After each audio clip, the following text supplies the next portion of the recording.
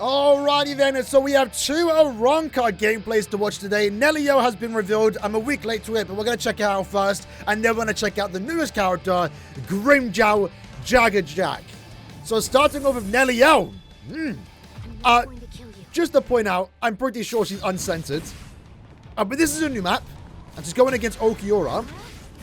Maybe it would have been more appropriate to put her against Noitora, but obviously he hasn't been confirmed just yet, so no way they have the Ultra Cero cannon thing. That's crazy. But cool to see Don the Chaka and also Pese make an appearance. We have the Resurrection. I'm not even reading what's being shown here, but she does good. She does good with the Resurrection.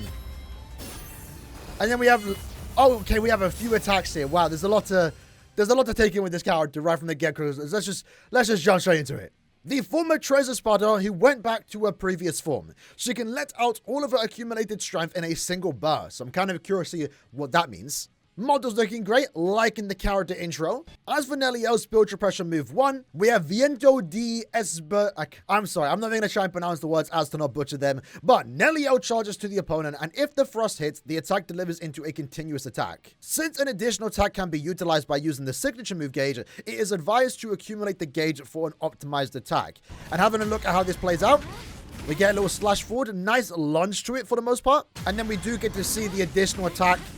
It looks alright. It looks alright. That then takes it into a spiritual pressure move. Holding input increases the ability gauge. The accumulated gauge will be used when a spiritual pressure move is utilized, causing an additional attack. So I guess in Nelliel's case here, every character doesn't have a gauge when it comes to their signature move, right? Their signature move they can just spam. With Nelliel, I guess her signature move is an extra gauge, which means she's going to have one less attack, but the signature move, depending on how much you charge it, will allow your other spiritual pressure move, 1 and 2, to also deal additional attacks, which I think I kind of like it. It means once more another character that's kind of playing different to the other characters that we have seen here. And I guess with the idea of Nelliel, you're going to be constantly wanting to charge up that signature move to get more attacks off with your spiritual pressure 1 and also 2. That then takes us into spiritual pressure move 2, Cero Sinretico.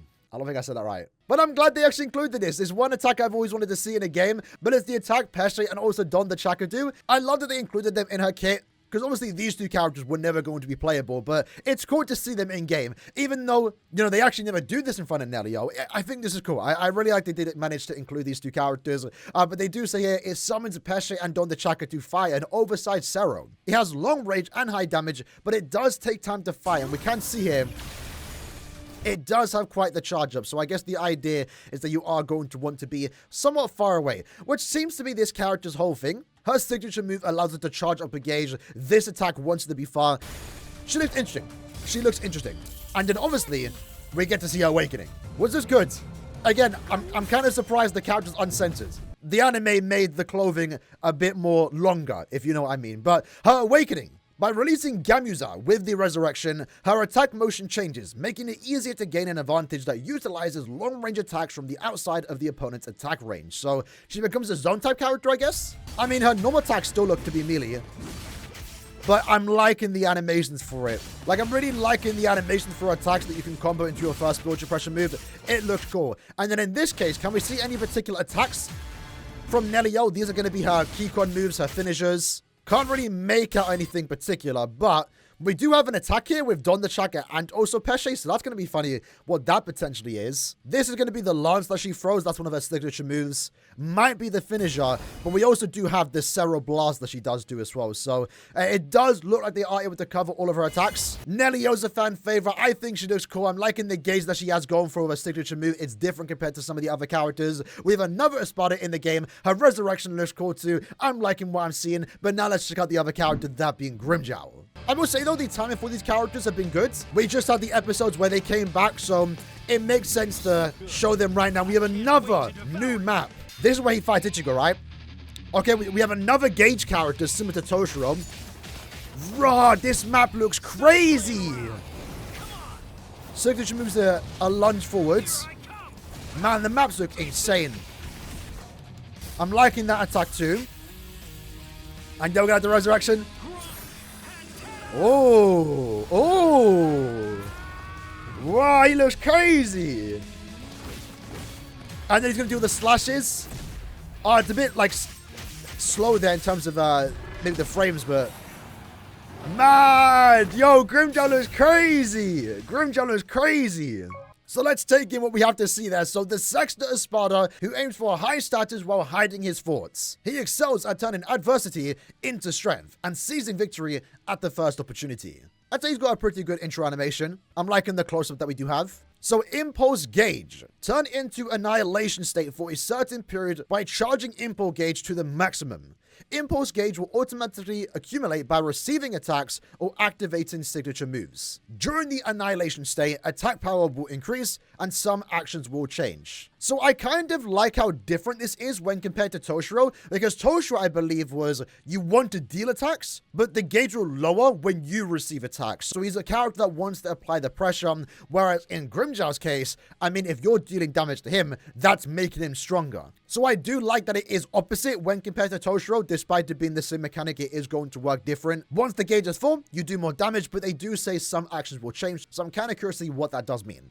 His normal attacks do look really cool, that I will be honest. That then takes us into his signature move, a technique that takes the stance by holding down the input and charges the impulse gauge during the stance. So he even has a way to build up that gauge, something that Toshiro does lack. That sounds kind of cool. By charging the impulse gauge to the maximum, Grimmjow will be in the annihilation state for a certain period of time. I guess it's also kind of cool that both Grimmjow and Nelliel also have charge attacks or charge techniques. And I believe this charge attack, it does potentially combo into an attack once you let go of it, so that's kind of cool. So Nelliel, on the other hand, I believe will be open to attacks, but in this case for Grimmjow, once you let go of the charge effects, you can either one combo an attack into this, or you just automatically do attack that you can use if someone tries to pressure you, which I kind of do like. It means you won't be wide open to attacks, unless that was the signature move. But his spiritual pressure move too, turn into decimation state for a certain period of time by activating. During the decimation state, each action will be greatly enhanced, but Grimmjow's Reishi will get damaged by his own attack. So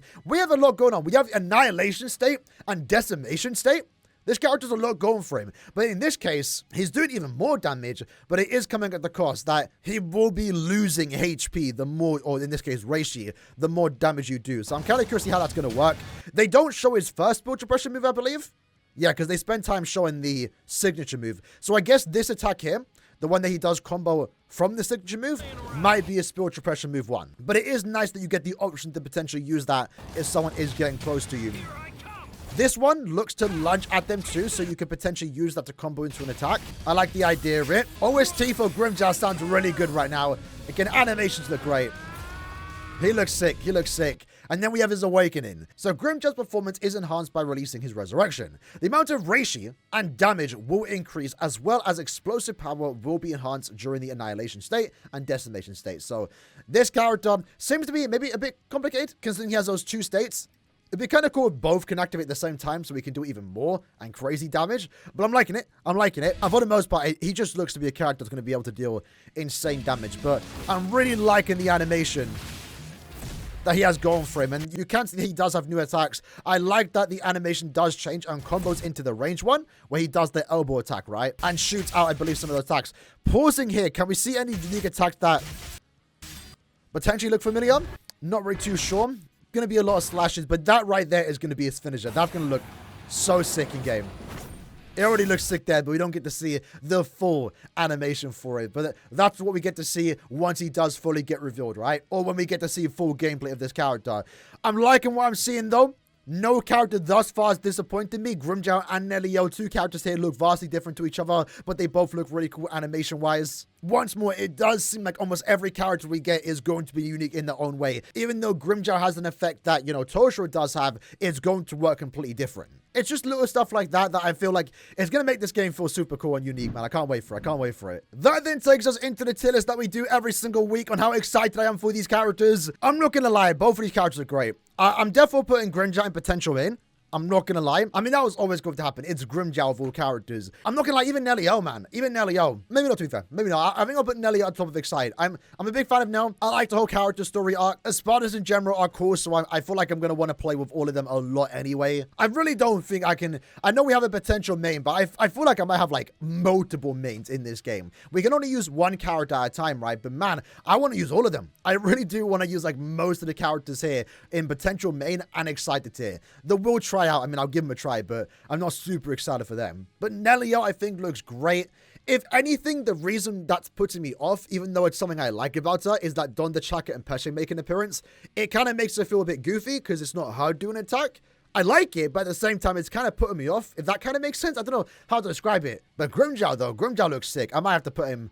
I'd put him above Okiura. I'm not gonna lie, Grimmjow looked amazing. Okiura has the advantage of having the second resurrection, Segunda Etapa, so right now they're kind of fighting for second and third place, but I'm gonna probably put it like this. Not like the order really matters, to be fair, but Grimmjow looks great, Nelliel looks great, and for those that are wondering what next week's character might be, well, this image, it might be hard to even make out what you are seeing here, but it wasn't a surprise that Grimmjow got shown today. We knew through this image that Grimmjow, you can see his icon, and we can also see Aizen. So very good chance that next week's character is going to be Aizen, which is super exciting. I can't wait to see how he's going to look. If it's not Aizen and it's another character, Aizen's gameplay reveal should be coming sometime soon. And we have confirmation now through this image that Aizen is going to be in the game. But who's actually surprised? Of course, Aizen's in the game. Can't really tell what type of Aizen this is. Obviously, it's the one with the hair slicked back. Is this going to be Aizen from when he slicks back the hair? So Captain Aizen, or if it's Wakemundo Aizen? I mean, either way, Ender's Soul Society, Wakemundo Aizen is basically the same character.